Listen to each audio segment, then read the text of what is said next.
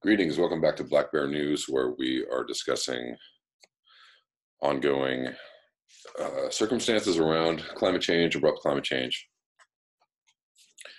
and keeping you all abreast of that. I don't know how the light is doing in this video, probably not that well, so I apologize. Been a little bit under the weather the last couple days. So if my voice is a little bit scratchy and itchy and scratchy, then that's why. But regardless, thank you all for tuning in. Thank you. Welcome new subscribers. We're just past 1,400. We're on a very slow crawl to 2,000, but maybe we can get there sooner than later, as we are still one of the few but ever-growing number of channels covering climate change as a main topic. I don't know, there are other political channels out there that, you know, can kind of bring in climate change every once in a while, but really this is the most important news story probably in the history of the human race as it stands. So why not cover it first and foremost and let the other things fall to the wayside, because they are really, I mean, there are a lot of problems in the world, obviously. I won't say that they aren't as important, but I don't know. Possible extinction, near-term extinction of human beings versus all other topics, you know, I don't know, you be the judge. But here's an interesting story that a Dutch hiker alerted me to originally, and I've heard a couple other things about this, and so I was like, I decided to look into it a little more. But I'm going to read this article, maybe not the whole thing, but I'll give you the gist of it. This is from the New York Times. Tear gas and water cannons in Paris as grassroots protest takes aim at Macron. Shouts of Macron resign and Macron get lost punctuated the booms from tear gas and water cannons on the Champs-Élysées on Saturday as the French police forced protesters from the Yellow Jackets movement away from the presidential offices in the Élysée Palace. Or Élysée Palace. French protest movements come and go, but this one organized on the internet is different.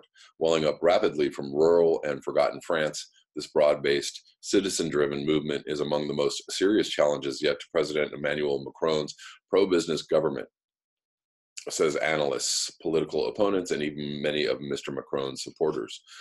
On Saturday, thousands of so-called yellow jackets, named for the fluorescent road safety vests that all French drivers must carry in their vehicles, converged on Paris for a second weekend to protest a rise in fuel taxes and to express general discontent with the fiscal burden in one of the most highly taxed states in Europe, where taxes represent over 45% of GDP. The numbers had dropped sharply from the preceding week's several 100,000 protesters. The police estimated that there were about 8,000 in Paris and more than 80,000 across the country on Saturday, but this time more were concentrated on the protesters' symbolic targets, the capital and Mr. Macron himself. Clouds of gas and smoke rolled up the Champs-Élysées all afternoon as the police battled militant members of the crowd wielding paving stones. The grassroots protesters insisted they were unconnected with their movement. We're just fed up. It seems like to us that the government is only working to maintain its own privileges. So there seems to be some correlations with what's happening in other countries and with other governments. A contractor, he said he had been forced to drive. So this is a quote from Matthew Sterna, one of the thousands marching down the Champs-Élysées. Contractor, he said he had been forced to drive hundreds of miles a week for work, could no longer afford his gas bills. For the protesters, it was all about making ends meet. Why should we have to finance their projects? Mr. Sterna said. So this is in, I guess, to sum this up, this is in response to their trying to tax. They're basically trying to put a carbon tax on people, and um, to discourage people from driving. And France is also, or the city of Paris, a few moments in the last few years has banned cars from the capital for a few days in order to reduce the smog levels there. But I guess the high gas prices are forcing people into economic woes, obviously. So there's multiple problems going on. They're highly taxed. They're not making enough money. And the gas prices are really hitting people hard. Let me see if I can get to something here. So basically, they don't know what's causing this or where it's coming from. It's very amorphous. There's no like grand leader. There's no grand, platform or leader. It's just people are pissed off. They've got low salaries. They're taxed. There was something in here that I really wanted to read. The challenge that is ours is to invent a new grammar, the president said. Later in a question and answer session with the mayors, the president did address the protests obliquely and largely to complain about them. It's a little bit unfair. They see my face when they fill up at the gas pump. One moment. So here we go. Here's the meat of it. This is a really populist type movement, and it's extremely strong protest. An extremely strong protest against elite France, he added. It's a protest against tax policy that's considered confiscatory, and there's been an undeniable drop in the buying power, not just of the workers, but the middle class. The government's response to the protest movement so far has been halting, a sort of condescension, Mr. Camus said. So interesting stuff going on in France, all over Europe as well. I mean, there's a rise in populism. There's a rise, in people being pissed off by what's going on economically, pretty much everywhere. And then you add climate change on top of this, and you add refugees from other countries, and they're not being, I know that on some level, the MSM and media is covering climate change on some level. But they're not telling people the truth about climate change. They're not actually assigning some of the problems that they're facing. People aren't assigning the migrant caravan to climate change. People aren't assigning the refugee crisis in Europe to climate change, which they absolutely could and should be doing. And if they were telling people the absolute truth about what's going on with climate change, and not just what is happening, but the consequences of, all the factors surrounding it, possibly the messaging could be better. I mean, part of why there's why the denier movement is so strong, and why people are so taken in by the idea that climate change is something made up by the elite or made up by somebody in order to tax you. I mean, they're absolutely right in the sense that we need to greatly redesign our economy, and we need to redesign it around not using fossil fuels. But if you just go out and start taxing people and saying, like, we're going to make it hard for you to live, or make it hard for you to exist, and hard for you to drive your vehicles without giving you any other options, I mean, that's absolutely going to piss people off. And so, the messaging is the problem. The overall acceptance of what the problem is, and the solutions that are necessary to bring people out of it, is the problem. People aren't being told the truth, and they're not being told what the actual options should be, and nobody's being honest about that. I mean, from government all the way down, nobody's being honest about this, and this is a huge problem, and it's going to be an even bigger problem as we go forward in the next couple of years. Hold on to your boots and your hats and your pants and whatever else you need to hold on to, because the next couple of years are going to be calamitous. Um, and that might be an understatement. Uh, Things are going to change very, very rapidly, and things are going to get very hard for people. And unless you are aware of this, unless you are alerted of this, and, plenty of people are talking about this on YouTube, but how many people are really out there? People that just watch TV may or may not know what's going on. So alert your friends, alert your families, at the very least, alert them that the next couple of years are going to be very, very different for them. And they might want to think about making other plans. All right, moving on. I've really chewed up a lot of time with that particular article. And so big news. Many people on social media talking about this, but obviously this report from the White House. There's a fourth climate assessment that was just released the day after Thanksgiving, and so they're saying that basically the White House is trying to bury this report. So here's the report. Climate change will harm the entire nation if the U.S. doesn't act now, federal report warns. And this is from yesterday. Climate change is taking an increasing toll on the nation's environment, health, and economy, and the damage will intensify over the century without swift action to slash greenhouse gas emissions, according to the major scientific report released Friday by federal agencies. This is echoing and sounding much like the recent UN report. The congressionally mandated report by 13 federal agencies, the first of its kind under the Trump administration, found that climate change is already being felt in communities across the United States. It projects widespread and growing devastation as increasing temperatures, rising sea levels, worsening wildfires, more intense storms, and other cascading effects harm our ecosystems, infrastructure, and society. The assessment paints a dire picture of the worsening effects of global warming as nearly every corner of the country grows more at risk from extreme heat, more devastating storms, droughts and wildfires, waning snowpack, and other threats to critical infrastructure, air quality, water supplies, and vulnerable communities. By century's end, the report projects thousands of additional deaths annually from worsening heat waves and air pollution, as well as declining crop yields and the loss of key coral reef and sea ice ecosystems. Some $1 trillion in coastal real estate is threatened by rising sea levels, storm surges, high tide flooding exacerbated by climate change, according to the report. So yeah, there's this. I'm going to link both of these articles below. The assessment's dire conclusions are at odds with President Trump's efforts to dismiss the threat of climate change and his administration's push to slash environmental regulations and allow more planet-warming pollution.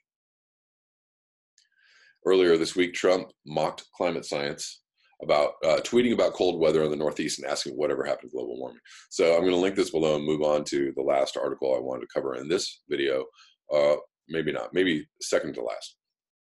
Thanksgiving, U.S. Northeast to experience one of the coldest ever November holidays. Parts of the Northeast U.S.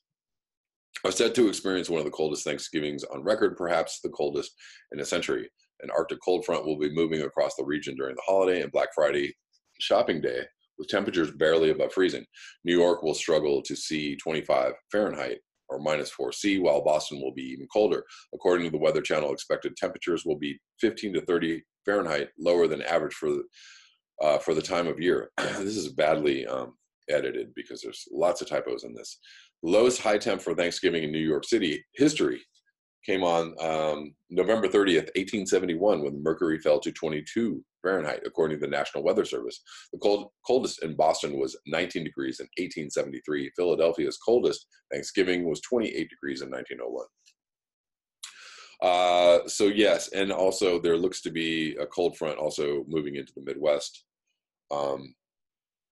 If you're in the Midwest, keep your eyes open for that.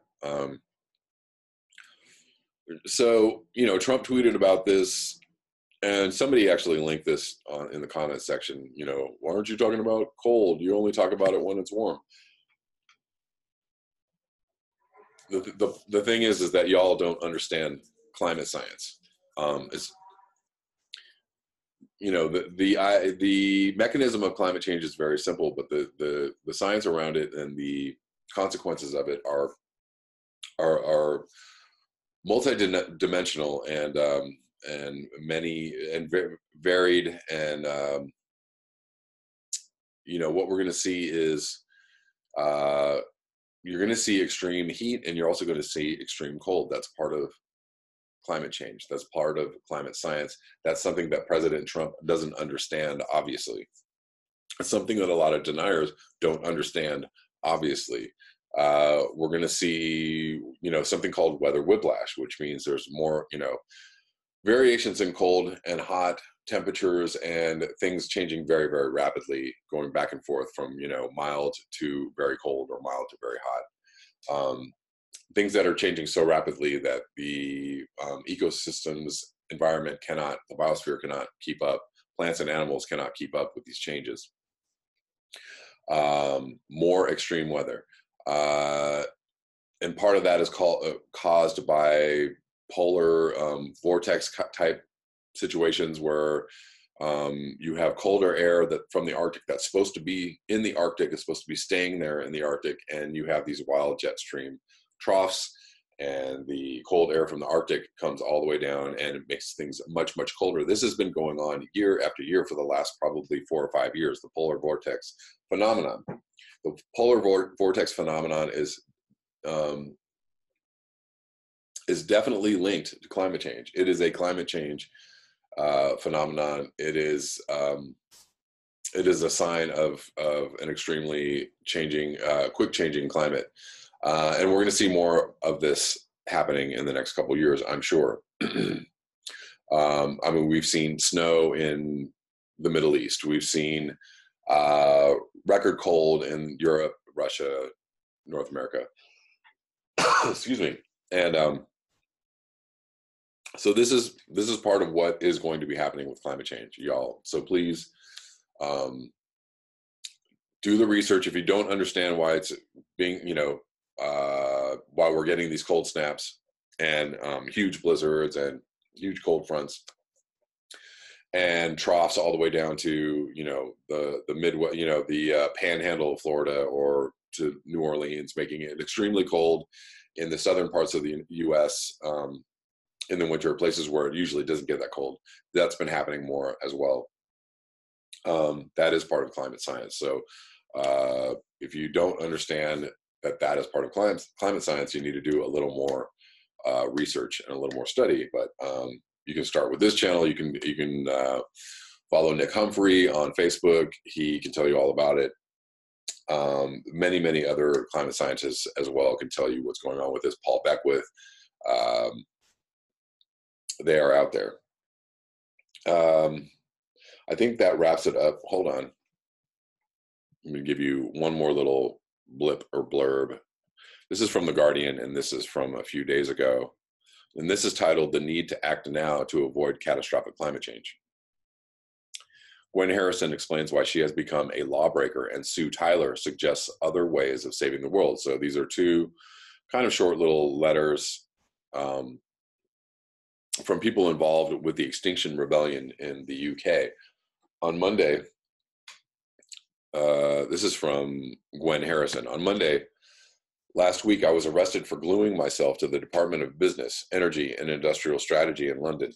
On Saturday, I risked further detention by illegally occupying Lambeth Bridge, along with hundreds of others, as part of Extinction Rebellion's campaign of mass civil disobedience. Why? Scientists warn that the sixth mass extinction is now underway, that the survival of human civilization itself is threatened, and that we have only a few short years in which to act. The UN also warns that we have just 12 years to avoid catastrophic climate change. The science is clear. We're heading for an existential crisis. Until last week, I was an ordinary law-abiding citizen.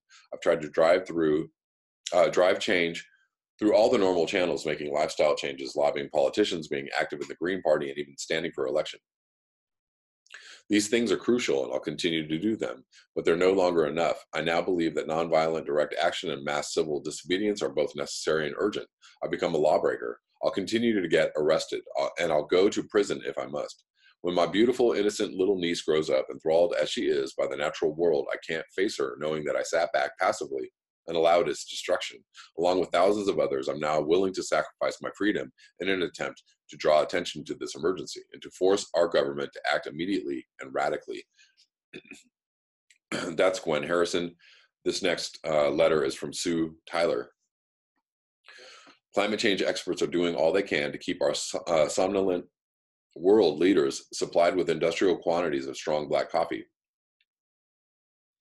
As you report on its current trajectory, the planet will overshoot the 1.5C target set by the IPCC. Russia, Canada, and China threaten to warm world by 5C, 17th of November. The common denominator of mass extinctions is rapid change. Rapid change. It's not the rise in average global temperature that is of concern, or the level of atmospheric carbon dioxide. It's the rate at which these things are changing in a sliver of time so infinitesimally small on a geological timescale that is virtually unquantifiable. If scientists' worst fears are realized and the 5C, 6C barrier is breached, humanity will kickstart a runaway mass extinction event that could dwarf even the mother of mass extinctions, about the end of the Permian 250 million years ago, when virtually all life on Earth was snuffed out. Have you smelt that coffee yet? Good. Now that I have your full attention, read on. There's still time. Just about. So lobby your MP, sign online petitions calling for climate change action, donate to environmental pressure groups, and take part in protests. Above all, think carefully about which political party will get your vote. We can do this thing, people. We can save the world. What are you waiting for? Why are you still reading this? Let's roll. This is from The Guardian, so I'm going to link all of these articles below, and you can peruse them for yourself. Possibly, are we foreseeing different forces clashing, maybe in the streets? You know, people who are upset about what's going on economically, or with immigration or migrants, and what's going on, and then you have other people pissed off about the government's responses to climate change, or, you know, response to what's going on. You have, you know, people who are educated about what's happening, and then you have people who absolutely do not understand what's going on and are going to be pissed off as well, because they're not being told what's going on. The media is just not informing them, and they're not taking the time to educate themselves about what's happening. Maybe they just don't have the time. Maybe they're just trying to make ends meet. Maybe they're just trying to get to work and get home and feed their kids and go to, you know, whatever, go to the movies, or, you know, go out to dinner like once a month. Who knows? But again, as I've said before, our world is going to change very quickly, very radically, and you can either wait for the world to change and be forced to change with it, or you can possibly start making those changes yourself and take action to be ready for what is about to come. I highly suggest you do the latter. That's all I have for you tonight. Thank you so much for your eyes, your ears, and your conscience. If you would like to support this channel, you can do so at the links below. Until next time, peace.